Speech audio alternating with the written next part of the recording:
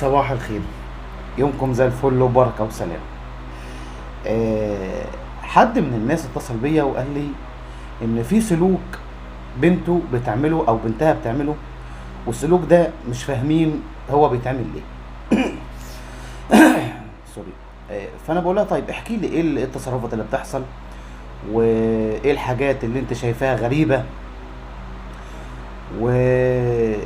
ونظراتها كلامها الدنيا دي كلها. فبتقول لي لما بتشوفنا انا وباباها قاعدين مع بعض وبنهزر ونضحك، بتروح مثلا ماريا ترمي مج في الارض، ترزع كرسي، تخبط، تدبدب برجليها متضايقه. طيب وايه كمان؟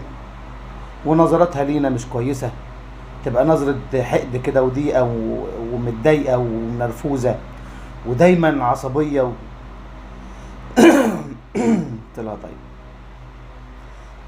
بنتك عندها كام سنه؟ قالت لي 13 سنه او 12 سنه ونص. قلت لها طيب باباها بيخرجها؟ هزت راسها وقالت مش كتير. طيب باباها بيجيب لها لعب كتير او بيكفيها لعب وخروجات؟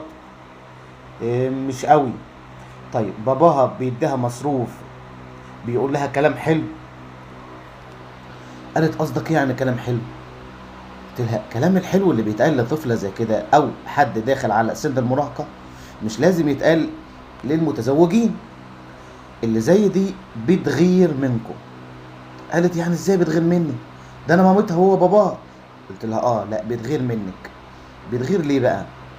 اولا هي شايفه ان كل الحب اللي عند باباها بيصبه ليك انت، ودايما مهتم بيكي وبيضحك ويهزر وحاجات كتيره، لكن هي دايما مقصر معاها. طيب عايزين نخلص من السلوك ده، تعملوا ايه؟ اول حاجه نخلي باباها يهتم بيها ويقول لها كلام حلو. قالت لي يعني كلام حلو؟ قلت لها مش لازم يقول لها كلام المتزوجين.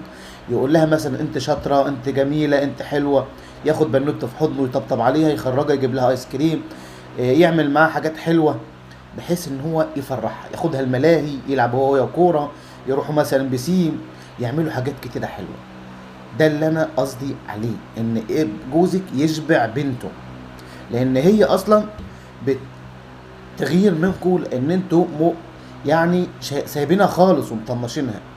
لازم تهتموا ببنتكم، لان هي لو ما اهتمتوش بيها وما سمعتش في البيت كلام حلو هتضطر تشوفه بره.